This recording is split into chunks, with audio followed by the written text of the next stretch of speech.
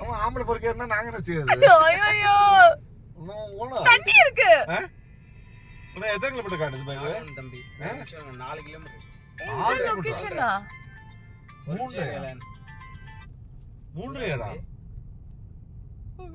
வந்துட்டு இருக்கோம்டா. நீங்க சாப்பிட்டுட்டு பேய் மாதிரி நீங்க எங்க இருக்கீங்க? நீ போறீங்களா? ரேஷோ இப்படி கணேஷ் நம்ம பாடி விட்டாங்க. நான் போய் சுத்திட்டு வந்தா நல்லா இருக்குமா? எனக்கு தெரிஞ்சு ஏதோ ஹோட்டல்ல இருக்குமா தெரியல ரேஷோ. டேய் இங்க எங்கடா ஹோட்டல் இருக்கு? மலை தான்டா இருக்கு. எங்கடா வந்தீங்க? சுத்திட்டு வர மாதிரி லொகேஷன் காட்டுது. இங்க பாருங்க. சுத்தி வருமா? என்னடா லொகேஷன்? அந்த அக்கா ஒழுங்கா என்ன சொல்றேன்னா அங்கேயே ஃப்ரைட் ரைஸ் ஏதாவது சிம்பிளா சாப்பிட்டு போயிடலாம். செல்வம் செல்வம் நம்ம வெங்கட் ஏதாவது எங்கயாவது உட்கார்ந்து சாப்பிட்டுருவோம் செல்வம். வேண்டாம், இந்த மலையில ஒண்ணு இருக்காது. செத்து போன ஆயாதான் வரும். அது நம்ம சொன்னது கரெக்டா போச்சு.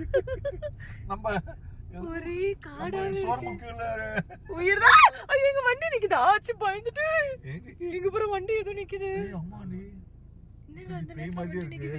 நான் பயந்துட்டேன். பேய் மாதிரி இருந்துச்சு. ஏதோ டூ வீலர் நிக்குது. ஆமா டூ வீலர் தான் நிக்குது. என்னடா அது பயம் மாதிரி ஏதோ ஆள் நிக்கிற மாதிரி ஒரு பயம். ஏய் ஏதோ நடக்குது. Something wrong. ஏதோ இருக்குடி. ஓடில இங்க எடுத்துக்கலாம் போல இருக்கு லொகேஷன். அல்லதுல யாரா ஓட்டல. டேய் இங்க எங்கடா ஹோட்டல் இருக்கு? லொகேஷன் காட்டுது. காட்டாவ காட்டுவா சக்கலத்தி. நீ வேற தாவ போடுறா. இந்த தாவ தாவவே வேணாம் எங்களுக்கு. நீங்க கொல்ல பாக்குறியா? ஒரே இருட்டாவே இருக்கு. இதுக்கு அப்புறம் தாபாலாம் கிடையாது. போற வழியில ஏதாவது ஒரு 3 இட்லி வாங்கி கொடுத்து கெட்டி சட்னி வாங்கி கொடுத்துருங்க. நான் சாப்பிட்டுக்கிறேன். எப்படியே உயிர் வாழ்ந்து இதுக்கு அவன் டிஃபனே வாங்கிட்டு சொல்லியிருப்பேன். வாங்கிட்டு வர சொல்லு. வாங்கிட்டு